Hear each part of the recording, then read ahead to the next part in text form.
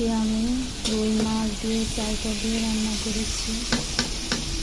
তো আমার রেসিপিটা ফলো করুন, আমি কীভাবে রান্না করছি।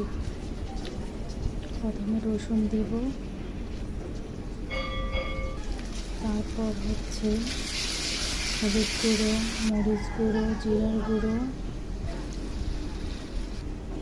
সব একত্রে মিলিয়ে দিয়ে দেব। একটু নাড়াচাড়ি করে পানি দিয়ে তারপরে চালটা দিয়ে দেব।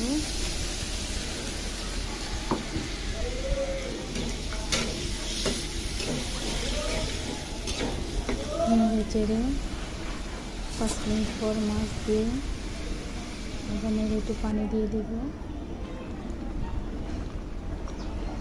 পরবর্তী আমি একটু জিরার গুঁড়ো দিয়ে দিলাম। এতে আমার রান্নাটা হয়ে গেছে।